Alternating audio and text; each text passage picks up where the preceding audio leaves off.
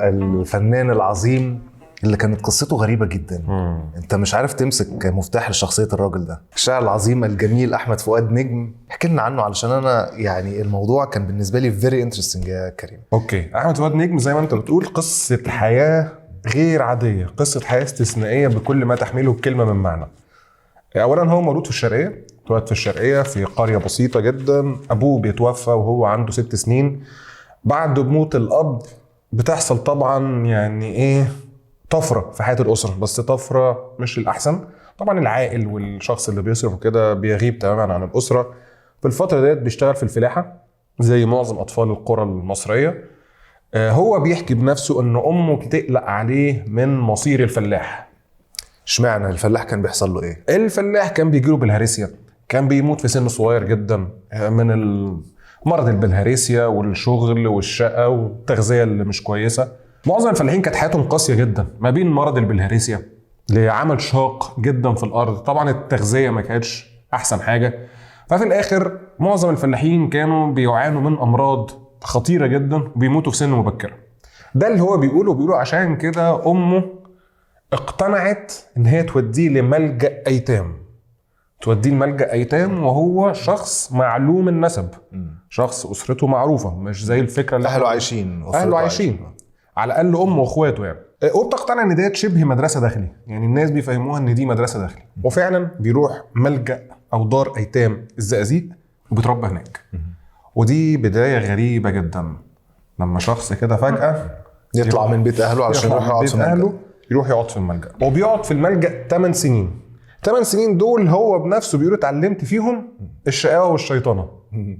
ده اللي اتعلموا فيهم، واتعلم فيهم حرفة الترزي. بقى ايه؟ مقص دار، فاكر مقص دار؟ مقص دار. والغريب والمفاجأة اللي يعني الناس اللي بتحب احمد فؤاد نجم هيبقوا عارفينها، وفي معظم الناس ممكن مش هيبقوا عارفينها. كان مين زميله في الملجأ بقى يا استاذ؟ في نفس الملجأ بتاع الزقازيق. في نفس الملجأ بتاع الزقازيق الفنان العظيم النجم الألمع والأنجح عبد الحليم حافظ. كان زميله في نفس الملجأ. كان زميله في نفس الملجأ.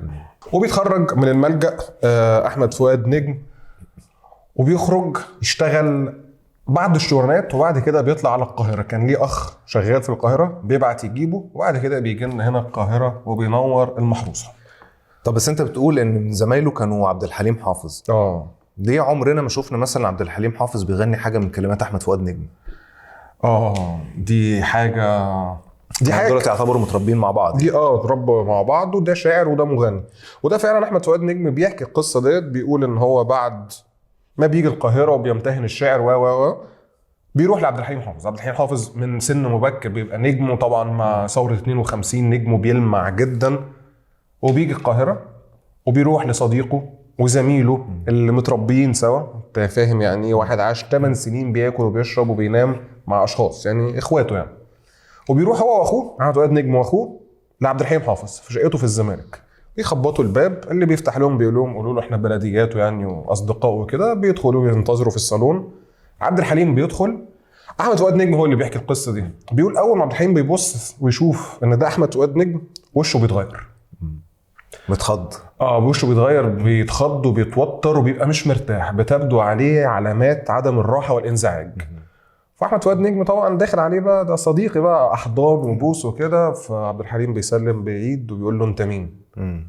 فاخو احمد فؤاد نجم بيقول له مش فاكره عبد الحليم، ده احمد فؤاد عزت مش عارف ايه. فاحمد فؤاد نجم بيقول له خلاص. بيقول لاخويا اسمه احمد فؤاد محمد عزت نجم. احمد فؤاد محمد عزت نجم. بيقول لاخوه خلاص احنا فهمنا اللي فيها وبيخرج. انا عندي بس سؤال حب استطلاع. هل عبد الحليم حافظ دخل دار ايتام لنفس السبب ولا فعلا كان يتيم الاب والام؟ لا، كان يتيم الاب بس برضه لنفس الاسباب يعني. ما هو اخواته معروفين يعني.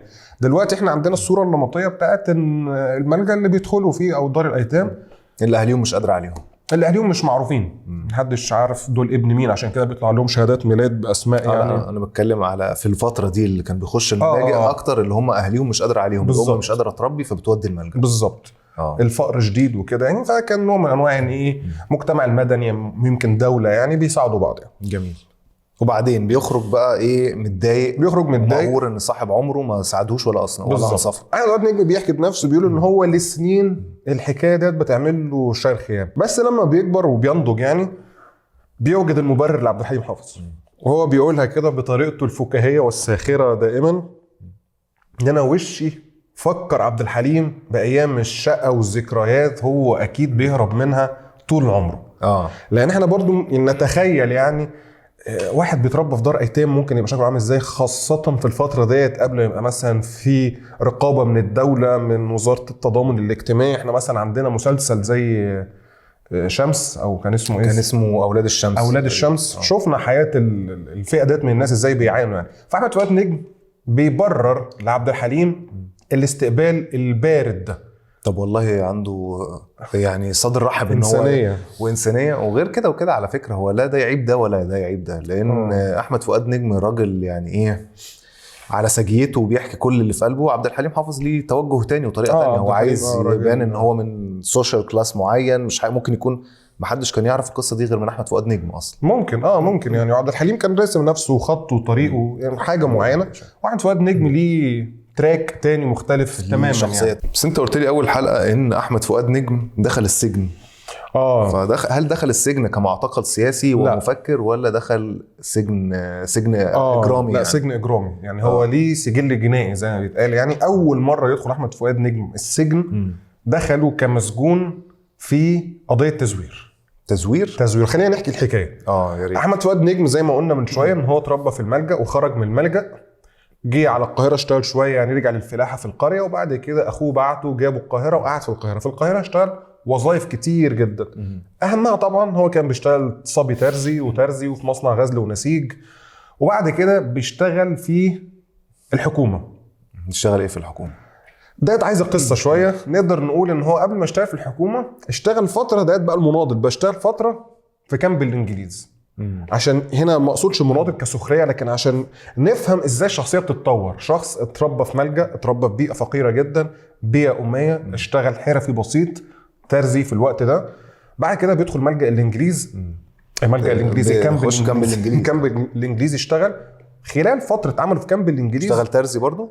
بيشتغل ترزي في كامب الانجليز. خلال الفتره ديت وعيه بيبتدي يتشكل. نقدر نقول هو في الفتره دي وعيه الوطني. لكن شخصيته متشكله خلاص. هو راجل شقي. راجل شقي وابن شارع. بالبلدي كده ابن شارع، وده لا يعيبه في شيء. هو بنفسه بيقول كده، وبنته الكاتبه الموهوبه والجميله جدا نواره نجم بتقول نفس الكلام. دي حاجه يعني لا يخجل منها يعني. في الفتره ديت اتعرف على شباب الحركه الوطنيه، طلبوا منه شويه طلبات ان هو مثلا يدخل يصور الكامب من جوه، يعمل شويه حركات، يبعت لهم الصور ديت. الحركه الوطنيه بتستخدم حاجات ديت يمكن في تفجيرات، في سرقه حاجات، الاشياء اللي احنا عارفينها دي. ده السبب ان هو اتسجن؟ لا لسه ماشي. قصه كبيره. في نفس الفتره دي سنه 51 يعني قبل ثوره يوليو بسنه واحده، حكومه الوفد برئاسه مصطفى باشا النحاس بتقرر الغاء معاهده 36 مع المملكه التي لا يغيب عنها الشمس، بريطانيا. لان بريطانيا ما كانتش ملتزمه ببنود المعاهده، وبيتم الغاء المعاهده عشان كانت من بنود المعاهده ان هم هيبقى في حاله استقلال للدوله المصريه. خاصه يعني ايه بعد الوعود اللي ادوها لمصر لما تساندهم في الحرب العالميه الثانيه. وهم مطلوا الحرب العالميه الثانيه كانت خلصانه من 45 واحنا دلوقتي في 51 6 سنين يعني. فالحكومة عشان تشكل ضغط على بريطانيا بتطلب من جميع الموظفين اللي شغالين في أي حاجة ليها علاقة بالإنجليز إن هم يستقيلوا من أشغالهم. أحمد فؤاد نجم بيستجيب لنداء الحكومة وبيستقيل من وظيفته. الحكومة ساعتها بتقرر تكافئ أي حد استقال إن هو يشتغل في الحكومة، فبيختاروا أحمد فؤاد نجم إن هو يعمل في وزارة النقل والمواصلات، وبيشتغل فعلا في وزارة النقل والمواصلات في حاجات كتيرة جدا، لدرجه وده واضح ان هي كانت تبع وزاره النقل والمواصلات. بيشتغل بوسطجي. وبوسطجي ده على فكره حاجه مهمه جدا. يعني ايه بوسطجي في الفتره دي؟ يعني ايميل بروفايدر. شادي بيقلش. يعني بيلف مصر كلها. يعني بيلف الكفور والنجوع والقرى والشرقيه والغربيه واسيوط، ومعاه اسرار البيوت كلها. ومعاه اسرار البيوت، ويتعرف على الناس، وده مثلا عليه دين، وده مراته جاي لها جواب من جوزها، وده الام مش عارف ايه. فبدا يتعرف على البيئه المصريه بشكل مختلف. ده طبعا بيطور في الوعي لغايه ما بيشتغل. هنا بقى النقطه، بيشتغل عامل في ورشة القطرة اللي في أبو زعبل. محطة أبو زعبل هنا قريبة يعني. الناس مش عارفة احنا بنصور بس أنا قريبة من القاهرة. أعتقد إن هي قريبة من القاهرة يعني. وهنا بقى بيعمل بقى حاجة الشيطانة اللي مش بتختفي من حياة أحمد فؤاد نجم. هو ومجموعه من زمايله بيقرروا ان هم يزوروا استمارات باسماء وهميه لعمال موجودين معاهم عشان يستلموا بالاستمارات ديت قطع غيار ويهربوها يبيعوها. قطع غيار بقى يعني ايه، زيوت، محركات، ترس، الكلام ده. انا مش راجل مش ميكانيكي بيعمل سوق سودا. بيعمل سوق سودا، ياخد من الحكومه يقول لهم ده السواق الفلاني اهو عايزها وكل حاجه وهي حاجه مضروبه يعني، وبيروح ياخدها ويبيعها وبيتقبض عليه هو والمجموعه بتاعته بتهمه التزوير والسرقه طبعا، وبياخد حكم 3 سنين سجن. وبيدخل السجن احمد فؤاد نجم لاول مره كمتهم في قضيه سرقه وتزوير. حلو الكلام. ايه رايك شخصيه يعني ايه؟ الشخصيه لغايه دلوقتي هلاميه جدا جدا. بس بص، شقي بقى، اتربى في ملجأ، طلع مش عارف ايه، السجن طبعا. السجن اكيد السجن ده اثر فيه. اثر فيه قوي، اثر فيه على عده مستويات يا شادي. اول مستوى نقدر نقول عليه مستوى اسري. هو لما دخل السجن لقى الناس كل شويه بينادوا على حد اسمه علي عزت. علي عزت راح، علي عزت جه، هو فين علي عزت؟ علي عزت اتخانق، علي عزت ضرب فلان. فهو الاسم بيبتدي يلفت انتباهه. علي عزت ده كان بلطجي يعني ولا ايه؟ علي عزت ده كان من نجوم السجن. شبح من الاشباح. وهو الاسم بيلفت انتباهه جدا. عارف فيلم 30 يوم في السجن؟ عارف فيلم 30 كان اسمه ايه؟ زكي بوند. محمد رضا كان اسمه ايه؟ مش فاكر. انا فاكر هو القلشه بتاعته بتنجان يعني. هو كان حاجه كده، بس الوصف بقى الجسماني مختلف تماما. علي عزت ده هزيل جدا ورفيع وشخص تشوفه تحس ان هو ضعيف، بس مش شايب الدنيا كلها. احمد فؤاد نجم على طول بيفتكر اخوه. اسم علي عزت ده بيرن في اخوه، بيرن الاسم كاخوه يعني. لان هو ليه اخ تاه وهو صغير، او بالاحرى هرب. هو في الكتب كاتبين ان هو تاه، او الناس بتقول ان هو تاه، لكن هو في اللقاءات وفي المذكرات بتاعته اللي كاتبها العبقري الراجل ده، انا يعني مش عارف اعمل فيه ايه ولا ايه يعني. مين اللي كاتبها؟ صلاح عيسى برضو. صلاح عيسى عبقري الراجل ده يعني. الله يرحمه. شفت لقاء لصلاح عيسى من كام يوم وهو صغير، وهو شاب صغير، بصوته الاجش برضو من زمان دماغه متكلفه. راجل عبقري، وبرضه ليه تجربه في المعتقل عظيمه يعني. المهم بيروح بقى بيفتكر على طول اسم اخوه اللي هرب وهو طفل صغير. اخوه علي عزت. علي عزت ده كان اكبر من احمد فؤاد نجم بشويه حلوين، وبيهرب من اسرته بعد ما بياخد الاعداديه. واحمد فؤاد نجم بيحكي في احد اللقاءات ان اخوه ده كان متفوق لدرجه ان هو طلع الاول على شهاده الابتدائيه في مديريه الشرقيه كلها، اللي هي محافظه الشرقيه. وشهاده الابتدائيه في وقتها دي كانت حاجه كبيره جدا، كان عباس قاعد واخد ابتدائيه يعني. فاحمد فؤاد نجم بيروح للشخص علي عزت ده وبيقف قدامه، بيقول له انت اسمك ايه؟ يقول له علي عزت. علي عزت ايه؟ يقول له علي عزت نجم. يقول له انت منين؟ من الشرقيه. منين في الشرقيه؟ بيقول له من العباسه. بيقول له امك اسمها هانم؟ فعلي عزت بيتخض بيقول له فاحمد فؤاد نجم بيروح ناطط عليه وبيحضنه وبيقول له انا احمد اخوك الصغير، انا فؤاد اخوك الصغير. وبيحكي بيقول ان فترة السجن بقى علي اخوه هو اللي متوليه بالرعاية وبالاهتمام، وبيقول وكأني لقيت امي في السجن. بيقول الطفل او الاخ اللي انا ما شفتوش في حياتي وما سمعتش اسمه غير من مواويل امي اللي بتندب عليه طول الوقت، ان امه كمان كانت شاعرة بالفطرة، عندها ثقافة شعبية زي امهات وستات فلاحات كتير زمان كانوا في مصر. يعني عادل امام ليه فيديو مشهور وهو بيتكلم على امه زي ان هي كانت تمتلك ثقافه شعبيه هائله. مش شرط تكون بتقرا وتكتب، بس عندها ثقافه شعبيه. بالظبط، ثقافه شعبيه مكونه من القصص والحكايات والامثال الشعبيه والاساطير والحاجات دي كلها بتشكل ثقافه طبعا. واحمد فؤاد نجم في السجن بيعرف اخوه لاول مره علي عزت، وبيبقوا الاثنين خلاص بقى ايه، اخ واخوه فعلا. ده كده بالنسبه له السجن بقى بيت. ده سجن عسل حرفيا. طب بس ده اسمه علي عزت وده اسمه احمد فؤاد. ازاي هما الاثنين اخوات اصلا؟ انت عارف مصر دي يعني ايه معلومه، يعني ايه احنا دلوقتي ابناء بقى ايه، احنا مثلا التسعينات والحاجات ديت اختفت من عندنا الاسماء المركبه. زمان في مصر كان طبيعي ان اي حد يبقى اسمه مركب، يعني دي كانت شائعه جدا في مصر. واحنا عارفين اسم مركب يعني دبل، انا بيبقى لوحدي اسمي اتنين، اسمين. اسمي بس معايا بدل اسمي كريم يبقى اسمي محمد كريم او احمد كريم، وغالبا كان بيبقى فيها الاول محمد او احمد او علي او حاجه كده، ومش لازم بس ده غالبا يعني. وانا على فكره والدي شخصيا اسمه مركب يعني. فاحمد فؤاد نجم ده اسمه احمد فؤاد، هو لوحده هو اسمه احمد فؤاد لوحده، اسمه احمد فؤاد. واسمه احمد فؤاد تيمنا بالملك احمد فؤاد الاول ابو الملك فاروق. فاروق اللي احمد فؤاد الاول اسمه لوحده احمد فؤاد برضه، لان هو ابوه اسماعيل. واخوه عباس حلمي برضه لوحده. وحفيده احمد فؤاد الثاني اللي هو الامير او الملك. هو اخوه محمد عزت لوحده. غالبا اسمه محمد عزت لوحده. ابوه اسمه محمد عزت غالبا. ابوه اسمه محمد عزت، اخوه اسمه علي. ممكن يبقى اسمه محمد علي على فكره. على فكره عادي جدا والله. نجم ده فلت منهم. نجم هم اصلا اسمه محمد نجم بقى. من قريه في قرى كتير في الشرقيه بيبقى اسمها نجم يعني، فهم ده اسم بلدهم يعني. ده احمد فؤاد نجم. واسمه برضو الفجومي، اسم الحلقه عندنا النهارده. الفجومي يعني ايه الفجومي؟ الفجومي ده كلمه كده بنقولها بالعاميه المصريه القديمه شويه. معناها الشخص سليط اللسان اللي لو في عداء بينه وبين شخص هيقلعه بالكلام، هيطلعه على المسرح، هيفضحه. ويعني بص ما بيسيبش كبيره ولا صغيره. شخص واضح جدا وصريح جدا وسليط اللسان. والغريب ان احمد فؤاد نجم هو اللي اختار اسم الفجومي لنفسه يعني. هو كان شايف في نفسه هذه الموهبه يعني، وهو كان عنده هذه الموهبه فعلا. يعني ممكن لو حد قالها لي ممكن اتضايق، اقول لك لا انا مش سليط اللسان، انا حتى لو في عداء بيني وبين شخص بس مش للدرجه دي. لا كان احمد فؤاد. لو في ناس لما بتبقى سليطه اللسان بتقول لك ايه، انا اللي قلبي على لساني. ايوه هو كده، ما بحبش اخبي.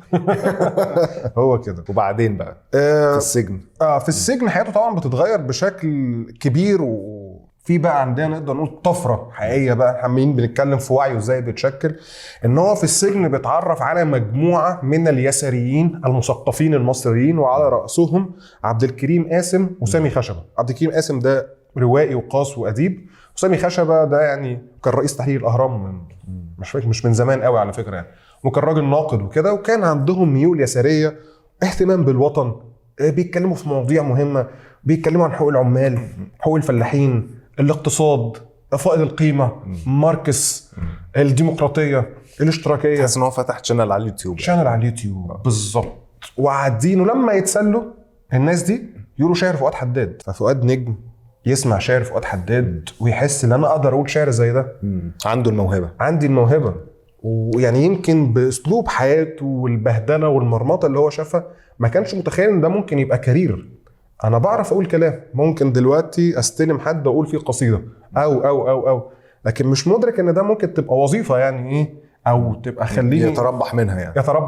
ومش يتربح منها وبس، لكن ده زي ما بيقولوا كده اخواتنا الفلاسفه يعني، ان مع الشعر ومع تفتحه لعوالم اخرى بسبب وجود النشطاء والمثقفين في المعتقل ساعتها، نقدر نقول احمد فؤاد نجم لقى لحياته معنى. هو كمان يعني عرف موقعه من الدنيا. نقدر نقول ده على فكره يعني اي حد ليه ميول يساريه اكتشف ضلاته لان الفكر اليساري فيه كده كور مهم جدا، اللي انت لازم تعي موقعك في العالم وفي المجتمع اللي انت عايش فيه.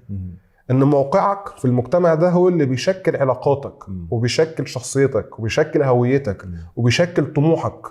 فانت فين في المجتمع؟ انت فلاح ولا عامل ولا بالظبط. انت لو فلاح فانت بتنتمي الى مجموعه الفلاحين. مجموعه الفلاحين دول ليهم حقوق، ليهم اضطهادات معينه بيعانوا منها هكذا. فأحمد فؤاد نجم بدأ يحس ان انا مش مجرد انسان كده مطلوق في الحياه ليا مغامرات وصولات وجولات بس، لا انا ليا انتماءات كتير. انا لما كنت بلف بالبريد على الناس وبالبوسطه الناس دول يهموني وانا اهمهم. بدأ يعي علاقته بالمجتمع. يعني بقى ليه حاسس ان هو ليه قيمه في الحياه. بالظبط. This is my value يعني. بالظبط. سوري اللي احنا بنقول انجليزي بس بتبقى الكلمه على لساننا، فعلى ما نحورها ناخد وقت. دي قيمتي في الحياه يعني. دي قيمتي في الحياه. وبدا يقول شعر. وهنلاقي الجميل يعني انه لما بدا يقول شعر اللي شجعه طبعا ناس زي الاخوه المثقفين اللي معاه في السجن والضباط اللي في السجن كمان. الضباط اللي في السجن اعجبوا بشعره جدا. يمكن لو بعد كده تعرفوا مين الضباط دول يتعاقبوا يعني، ان هم طلعوا للدوله شعر. صلاح عيسى في المذكرات اللي كاتبها عن احمد فؤاد نجم مسميه شاعر تكدير السلم العام. قاعد بيعاكس في الناس طول الوقت. فبيبتدي يقول قصايد، بيبتدوا الضباط زي يرتبوا له امسيات شعريه وما الى ذلك. بيدخل مسابقه، بيفوز بالمسابقه، وهو في السجن بيقترحوا عليه ان هو يكتب ديوان. بيكتب ديوان بيلم القصائد اللي كتبها في السجن. انت متخيل واحد دخل في قضيه ايه وحياته بقت في السجن شكلها عامل ازاي؟ يعني السجن شكل هويه الراجل بالظبط. كانه دخل جامعه. طب يعني بس هو كده لغايه دلوقتي احمد فؤاد نجم دخل اكتشف ان هو شاعر جوه السجن، وطلع كل ده هو ما يعرفش الشيخ امام. لا ما يعرفش الشيخ امام، لان هم كانوا عاملين دوتو خطير. لا ما يعرفش الشيخ امام. هو خرج من السجن، وهو بيخرج من السجن كان ديوانه الاول بينشر بالتعاون مع مصلحه السجون اللي راسلت سهير القلماوي. سهير دي اسماء مهمه جدا طبعا. مين سهير القلماوي؟ سهير القلماوي ديت واحده من اهم الكتاب والادباء اللي في تاريخ مصر، وكان ليها موقع مهم في وزاره الثقافه يعني، ست فيجر مهم كبير علم يعني. سهير القلماوي بدورها بعتت الديوان ليوسف السباعي الروائي طبعا الله يرحمه الشهيد يعني. وطلعوا له اول ديوان. الفتره دي احنا بنتكلم هو بيخرج من السجن. هو خرج من السجن على فكره ب 3/4 المده او تلتين المده لحسن السير والسلوك. غريبه عشان اخوه هو اللي كان بيضرب. حد يزعله بالظبط. حلوه دي. شادي قفش الكومبينه اللي في الموضوع. طب هو كان شاعر. هل بقى الشيخ امام كان برضو بيكتشف نفسه ولا هو كان مغني اصلا من الاول؟ لا الشيخ امام كان مغني. كان مغني كلاسيكي بالمعنى البلدي، مش بالمعنى بيتهوفن وباخ وكده يعني. بيقعد على القهوه يدندن ادوار الموشحات التقاطيع الكلام ده. بدأ بتلاوة القرآن الكريم، بعد كده دخل في الموشحات الدينية أو التواشيح الدينية. في فرق بين التواشيح والموشحات. بدأ بالتواشيح الدينية، بدأ بالموشحات، الموشحات اللي هي شبه القدود الحلبية يعني، يقدك الماء المياس وشغل سيد درويش مشهور يعني الموشحات ديت يعني. بعد كده الأدوار، بعد كده دخل في البطانة يعني كورال، نقدر نقول كورال يعني الكورس بتاع كذا موشح أو منشد في الإذاعة المصرية. لكن كان اسم مغمور جدا وما يعرفوش غير المثقفين المجانين والمضروبين بالفن. قاعد في بيت بسيط في حارة اسمها خوش قدم، اللي هي حوش آدم. طبعا شادي ده خبير القاهرة يعني، فعارف كل الحواري. دلوقتي اسمها حوش آدم.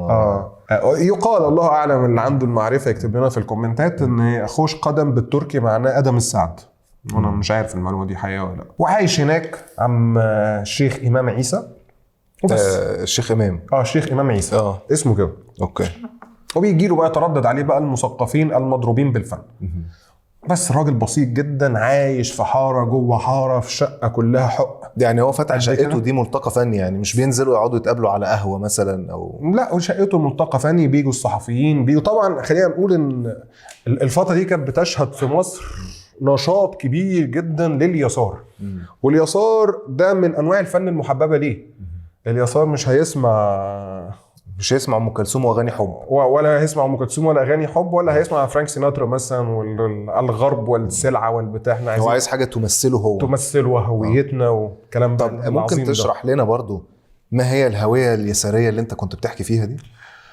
اليسار المصري طبعا يعني حركة سياسية تشكلت نقدر نقول من عشرينيات القرن الماضي يعني، وفيها أسماء مهمة كتير وحركات كبيرة جدا. قبل 52 كان من أهم حركاتها حركة حددتو اسمها كده، وكل حرف بيمثل مجموع حركات اتحدوا مع بعض، وكل حركة حطت أول حرف من اسمها وأصبحت حددته يعني. وكان بيمثل تيار مهم ما بين المثقفين المصريين. عندنا مثقفين كتير كانوا بيؤمنوا بالأفكار اليسارية والاشتراكية يعني، بدون خوض في تفاصيل عشان ما نقولش اسامي. في ناس دلوقتي بقى يتنكروا من اليسار وما يحبوش يقولوا الكلام ده. لا بس كفكره عامه اليسار اهم حاجه العداله الاجتماعيه. الفكره الاساسيه في العداله الاجتماعيه. طبعا في بقى منها بقى الحاجات اللي الشيوعيه اللي هي ضد الملكيه الخاصه. كده في الافلام بيقولوا انت ماركسي يلا ومشدوا على السجن. ايوه طبعا في الفتره دي كان في تهمه يعني، انت عايز تسجن واحد تقول له حاجه من الاثنين، يا شيوعي يا اخواني. دي تهمه يعني، يا يساري يا يميني. يا يساري يعني. ما انت في النص. بس في اليسار اللي في النص، لان الشيوعيه هي اقصى درجات اليسار. اللي في يسار بيتكلم بس اللي هو الديمقراطيه الاشتراكيه. احنا عايزين ديمقراطيه وعايزين حقوق عمال وعايزين عداله اجتماعيه وعايزين تامين صحي. وفي ناس تانية لا، احنا الشيوعيه بقى احنا مش عايزين اصلا ملكيات خاصه، احنا عايزين كل حاجه تبقى تبع الدوله، عايزين اقتصاد موجه يعني. افكار كده جميل. وكل الطريقه دي كانت موجوده في مصر. ودول زي ما انت بتقول بقى كانوا بيحبوا بقى نوع معين من الفن، نوع معين من الموسيقى، نوع معين من السينما. واحنا عندنا حتى مخرجين كبار في السينما المصريه ليهم اراء يساريه وتوجهات يساريه. مش عايزين برضه نخوض في التفاصيل ديت عشان محدش يقول. باك تو الشيخ امام اللي هو كان حبيب اليساريين بالظبط. احمد فؤاد نجم بيخرج من السجن، الديوان بتاعه بيفضل يلف من ايد لايد لايد لغايه ما بيوصل لحد مهم جدا في الفتره دي اسمه سعد الموجي. سعد الموجي ده كان كاتب وكان اذاعي مذيع يعني في الراديو. طبعا اذاعي ساعتها الراديو، كان ساعتها التلفزيون لسه ما دخلش مصر. بيتعرف على احمد فؤاد نجم بسبب حبه للديوان بتاعه. وفي يوم بعد ما بيقعد معاه كده ايه بيقول له تعالى يا عم احمد ولا عم نجم هاخدك لواحد صاحبي. وبيروحوا للشيخ امام وبيروحوا يقعدوا في حوش ادم في الشقه البسيطه جدا. الراجل بيطلع يدندن بالعود يغني الادوار، احمد فؤاد نجم يبتدي يغني معاه. الشيخ امام يسمع مين ده، انت صوتك حلو مش صوتك حلو، بتعرف المقامات بتعرف تأدي كويس. واحنا لو سمعنا اي لقاء من لقاءات احمد فؤاد نجم وهو بيغني هتلاقيه بيغني كويس، مش لازم يبقى صوته حلو صوت طربي. يعني هاني شنودة مثلا، جرب اسمع هاني شنودة وهو بيغني كويس رغم ان صوته عارف المقامات مش بينشز مش بينشز.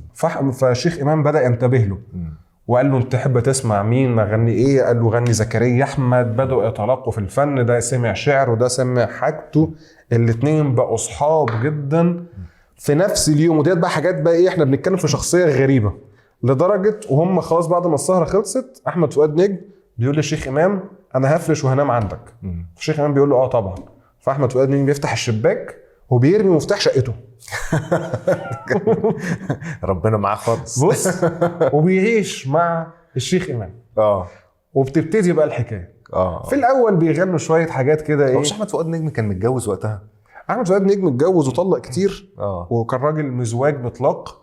فاحنا انا مع شخصيا ما اعرفش الفتره دي كان متجوز ولا لا. بس هو زيجاته الاشهر وبناته هيخلفهم بعد الفتره دي. هو لغايه دلوقتي لسه مش نجم، هو عمل ديوان واحد ولسه بيتعرف على الشيخ امام. محدش يعرفهم هم الاثنين. لا محدش يعرفهم خالص يعني. وهو حتى يعني ايه بدا يبقى في تعاون ما بينهم. احمد فؤاد نجم بدا يسمعوا القصايد بتاعته. شيخ امام يعني ايه تحس ان هو متحسس كده يقول له يعني انا غني الكلام ده عيب عليك يعني. لغايه ما بيختار احمد فؤاد نجم اغنيه يديها للشيخ امام، ودي كانت بتبقى اول تعاون بينهم اللي هي انا توب عن حبك انا، اللي هي مشهوره جدا اغنيه جميله. هي حتى هنلاقي الاغنيه الكلام واللحن اقرب للادوار بتاعت سلامة حجازي وزكريا احمد وسيد درويش اللي مذاكر الفن المصري القديم يعني هيلاقي الكلام ده. ممكن نحطها لينك تحت في الديسكريبشن. بالظبط. وهنلاقيهم بيطبعوا لسه، دي مرحله التطبيع. بعد كده يبتدوا يغنوا اغاني شويه ايه فيها نقد اجتماعي. زي مثلا اغنيه العصفور والصياد، ابوك السقامات، شويه اغاني كده. بعد كده بتبتدي مرحله النجوميه. كل ده هم يعني ايه بيغنوا في الحاره وعلى هاوي اليساريين والمثقفين ومقاهي وسط البلد وريش والكلام ده، لغايه ما بيغنوا اغنيه التحالف او يعيش اهل بلدي.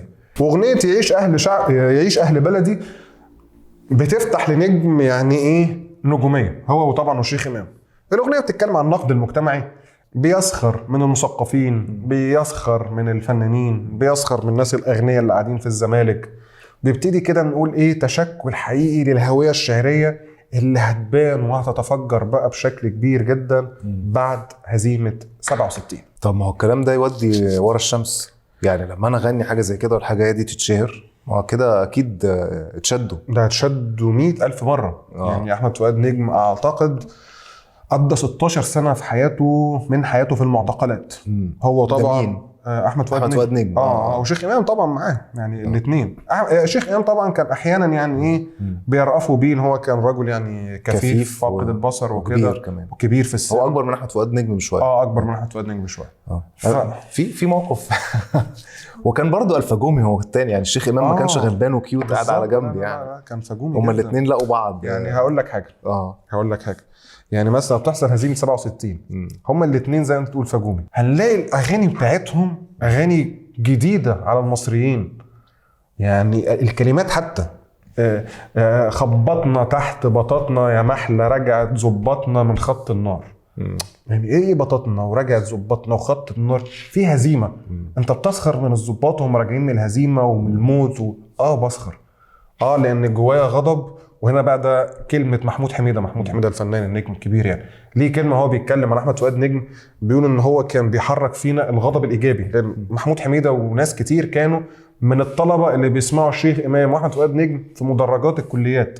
بيعبر عنهم ناس جيل اللي هو كان في الستينات اوائل ومنتصف الستينات، كان عايش على وعود الناصريه ان احنا دوله قويه مستقله، اقتصاد مزدهر، صناعه فاخره، سنقهر العدو، مش عارف ايه، وحده عربيه كبرى. كل ده احنا شايفينه يعني رؤى العين زي ما بيتقال، وفجاه مفيش اي حاجه، هزيمه اتاخدت، الناس بتموت، الجيش بيختفي.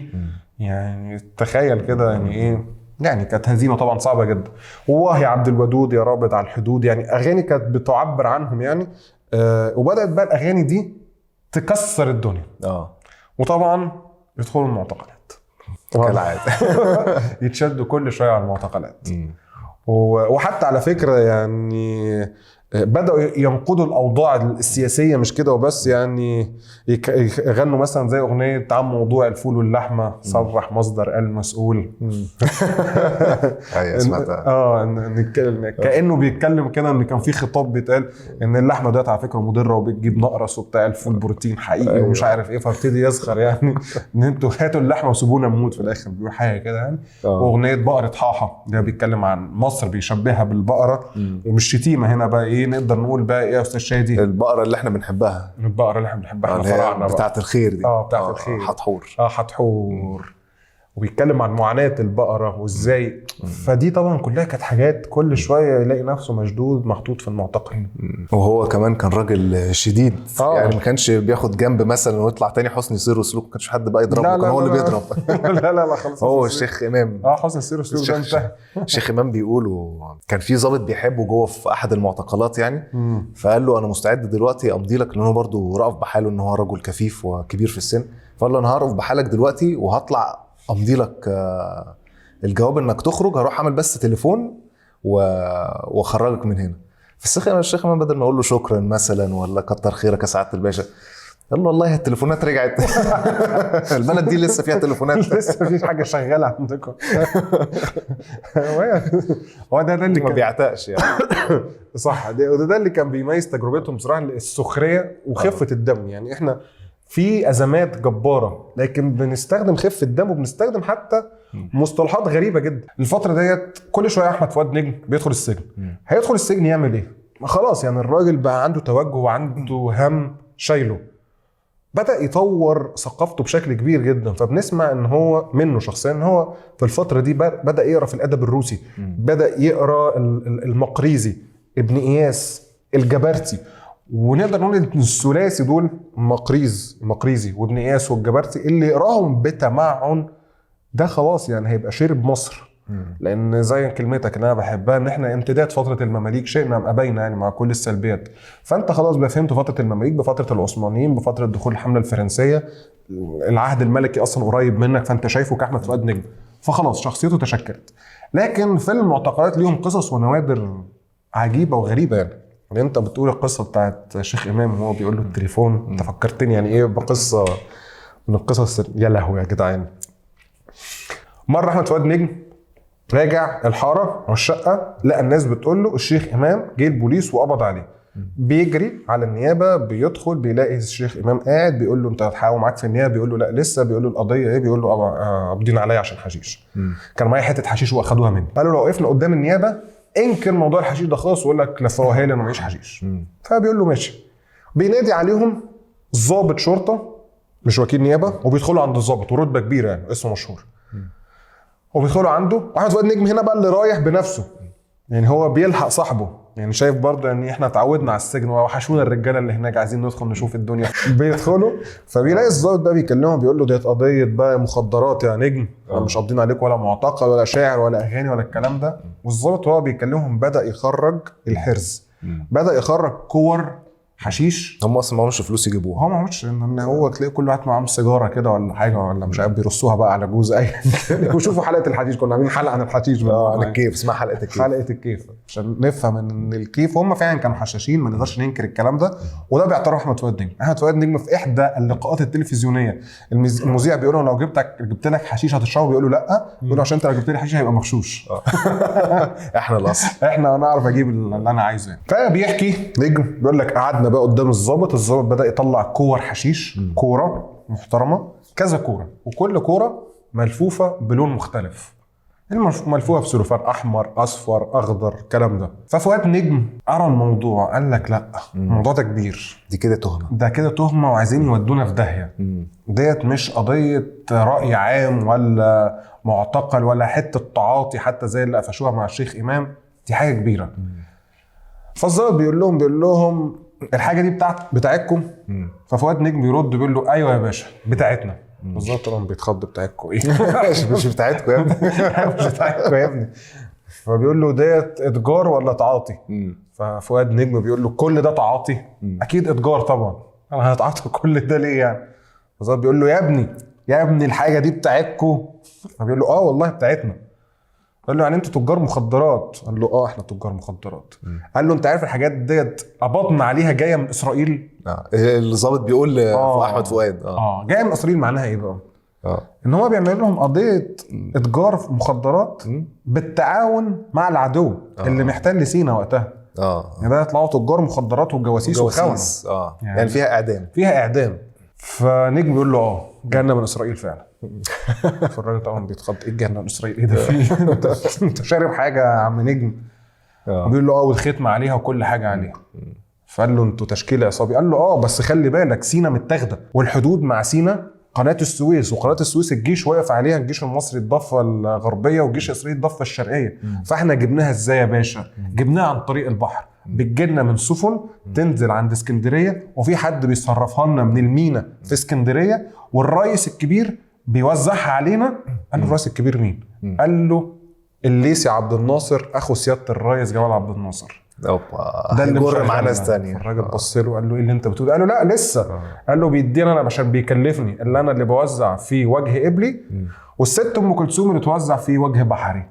الست ام كلثوم شاركتي في تجاره المخدرات، انا والليثي عطلت معانا. الراجل قال له يخرب بيتكم ايه اللي انت بتقوله ده؟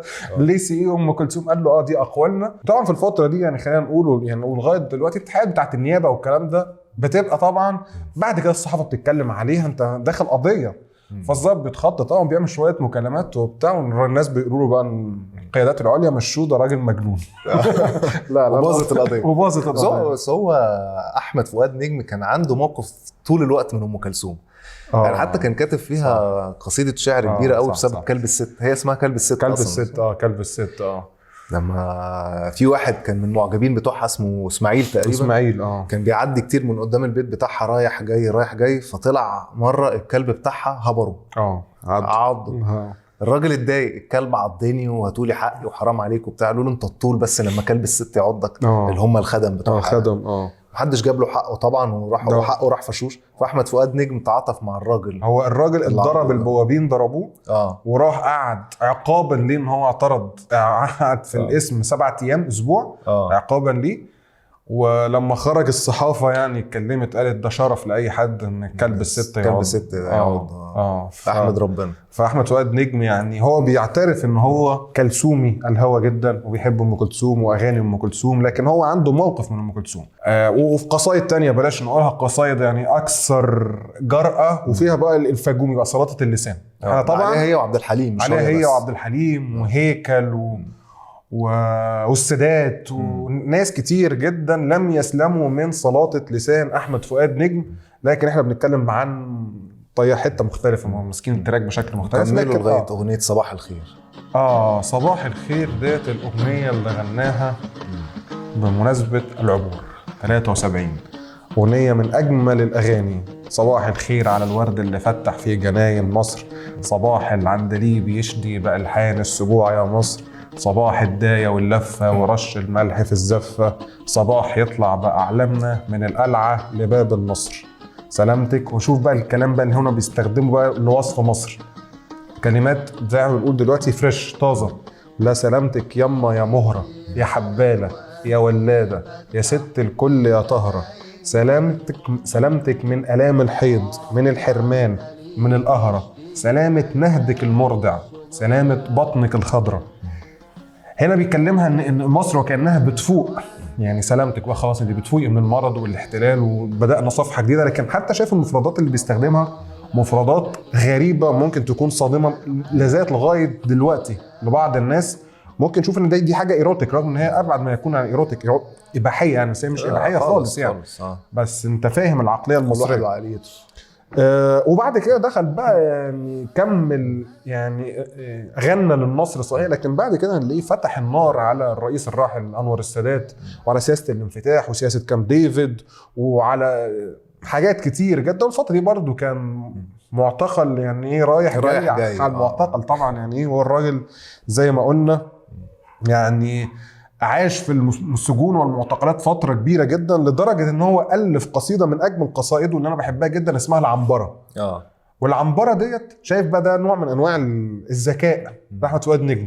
مصر مليانة فنون كتير جدا، وللأسف إخواتنا أصدقائنا بتوع كليات السوسيولوجي المفروض الحاجات ديت فعلا تجمع وتعمل عليها دراسات، زي ما في فن رعاة الأغنام وفن الفلاحين في مصر، وفن الإبل حدات الإبل زي اللي استخدم في فيلم الهروب، وغنى الفلاحين وغنى التعديد اللي على الميت، وكمية تراث غنائي في مصر رهيب جدا. زي بيبة كده، زي بيبة كده. بيبة الفيلم عرق البلح. كمية ده تراث. ده بيبة ديت منسوبة للأبنودي، لكن الأبنودي بيقول أنا أمي كانت بتغنيها وهي بتزغط الفراخ. هو بيقول معاش حد تأليف أمي ولا إيه.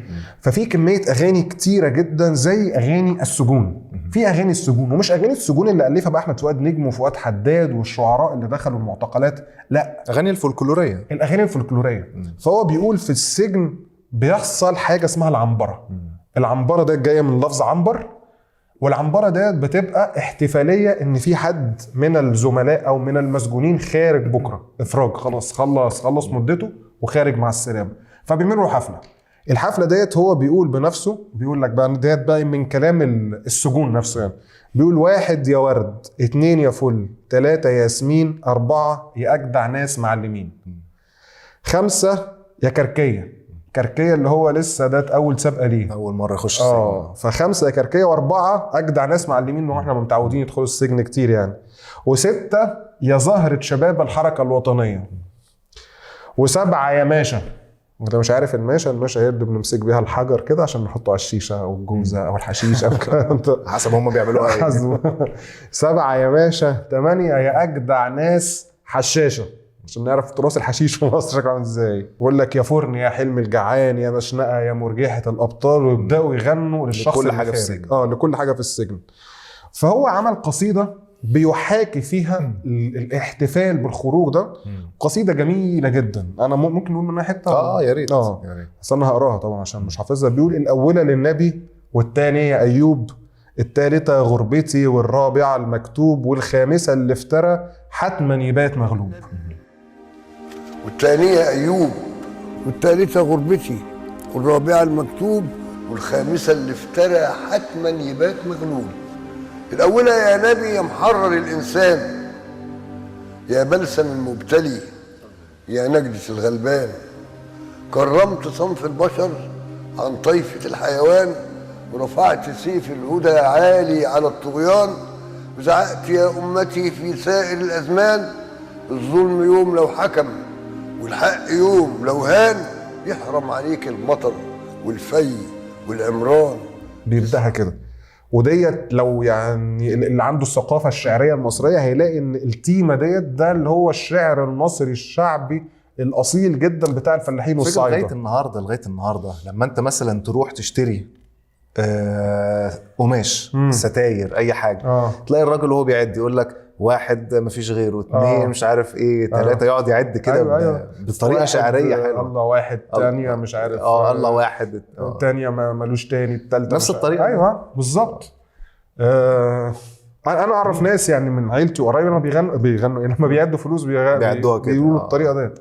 فده ده حاجة متجذرة داخل الثقافة المصرية. ودي قصيدة العنبرة وبيختمها، يعني مش عايز اقول لها كلها يعني، ممكن ننزلها على الشاشة. ننزلها على الشاشة. بس هل بتفضل علاقة الشيخ إمام بأحمد فؤاد نجم زي ما هي، ولا بتتعكر؟ لأن احنا بني آدمين فأكيد بتحصل حاجات. لا بتتعكر طبعا للأسف.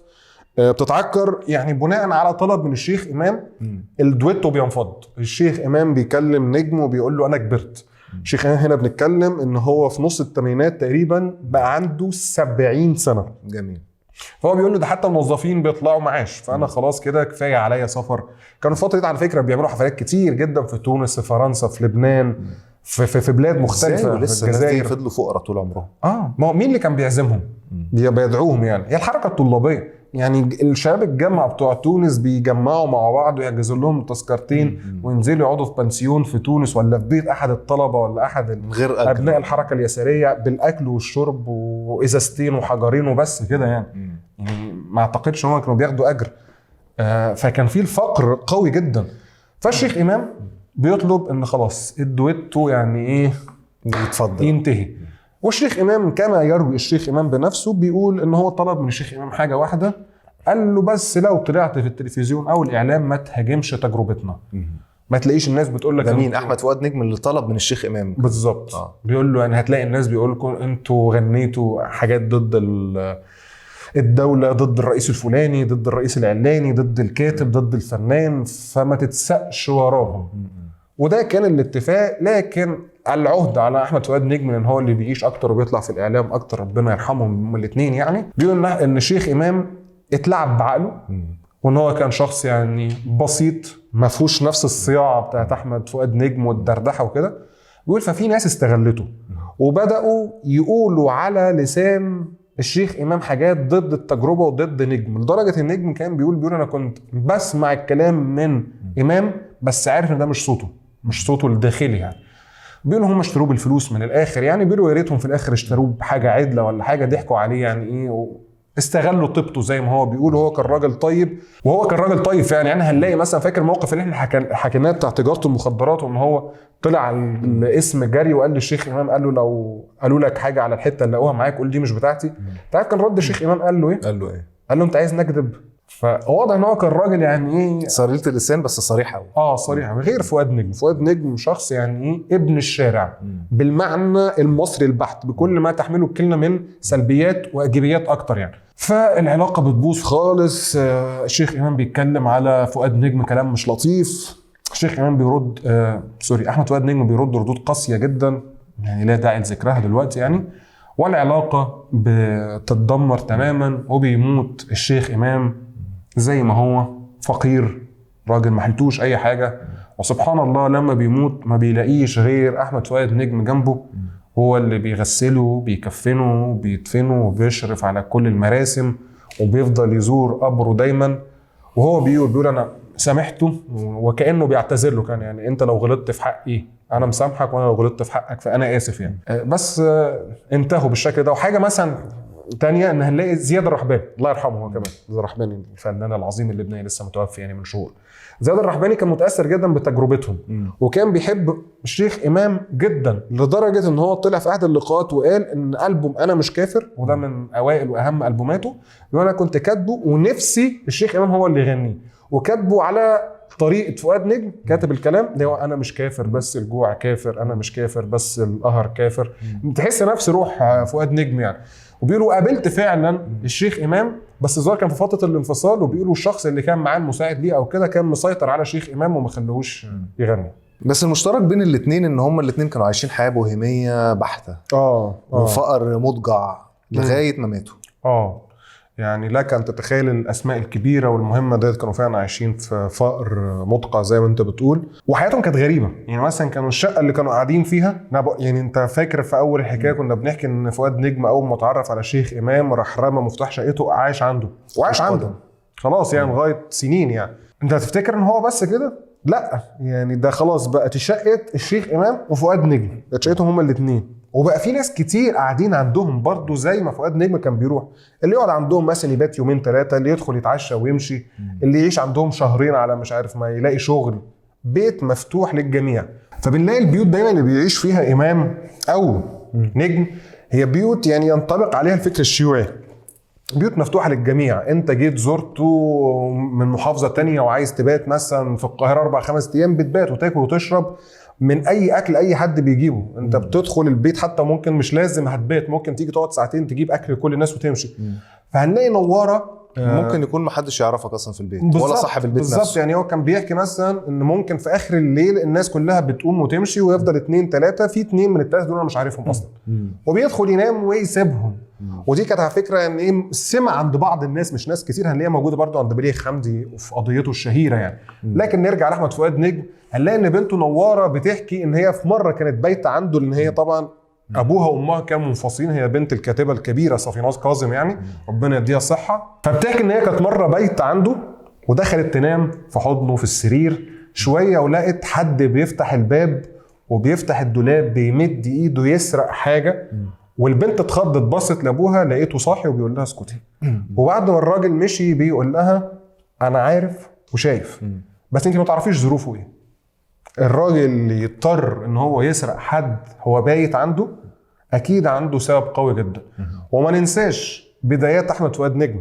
احمد فؤاد نجم خارج من محيط شبه كده، والراجل كان دخل اول مره السجن في تهمه سرقه، اصلا كان عايش في ملجأ، وكان عايش في ملجأ. فهو الراجل مقدر يعني صحيح وعي وكبر وبقى راجل مثقف وده مش نوع من انواع الجبن او كده، راجل يعني ممكن يفتح عليه مطوه ويعوره يعني، بس عنده تصالح، فاهم ظروف الناس، مقدر. وهنلاقي ديت بقى بتبان بشكل كبير جدا لما في 2013 قبل وفاته فتره بسيطه جدا بيفوز باكبر جايزه بياخدها في حياته، هي جايزه الامير كلاوس.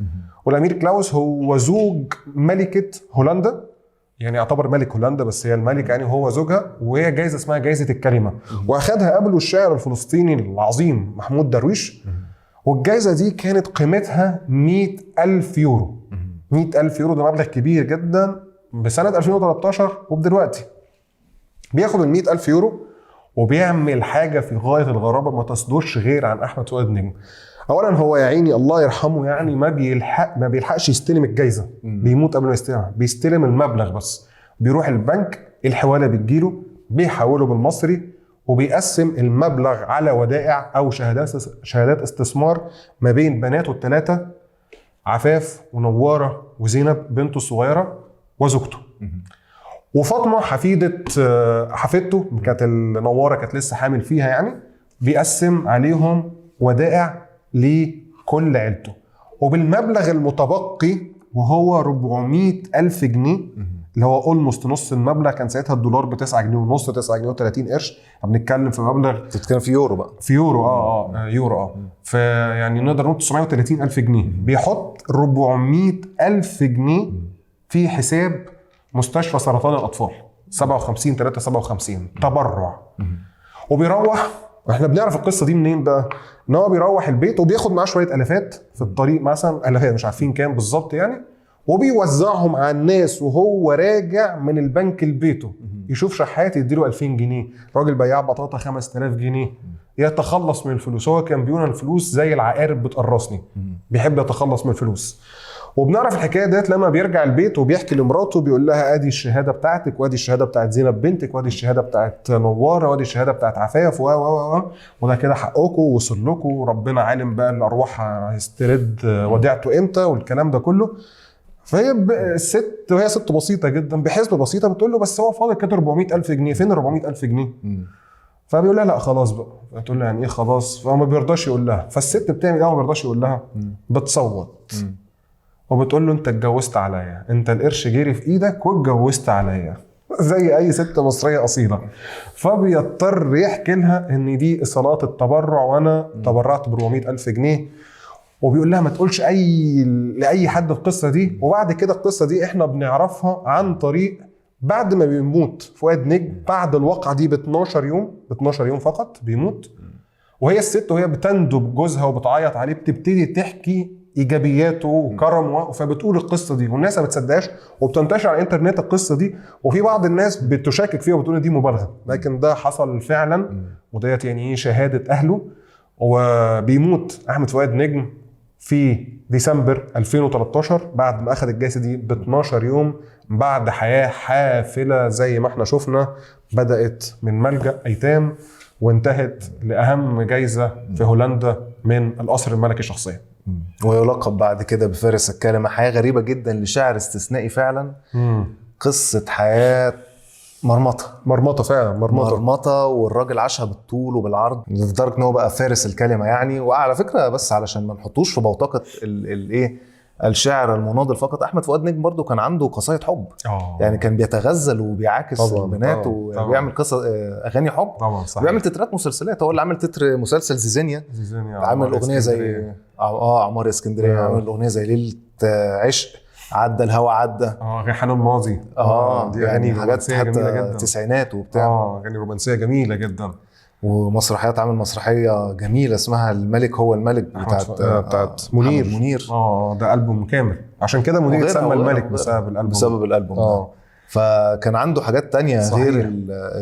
غير المناضل يعني الغنى الوطني والحب مصر. وكان عنده فعلا يعني أغنية مثلا في ليلة عشق مش عارف خطفاني على شط الهوى التاني، شربت البحر في عيونك، شربت عطشت من تاني، لو متذكر يعني كلام في غاية الجمال والرومانسية. وعدى الهوى عدى ديت برضه. وكان عامل مسلسل حضرة المتهم أبي، التتر بتاعه برضه. وبنته نورة نجم لما كتبت مذكراتها عن أبوها استخدمت كلمات حضرة المتهم أنت السبب يابا. حلقة جميلة كالعادة يا كريم، وشخصية رائعة إن احنا نتكلم عنها. محظوظين إن هو مصري وطلع من هذا الوطن الجميل. وشوفونا الحلقات الجاية وقولوا لنا رأيكم في الحلقة تحت في الكومنتات، ونشوفكم الحلقة الجاية. مع السلامة.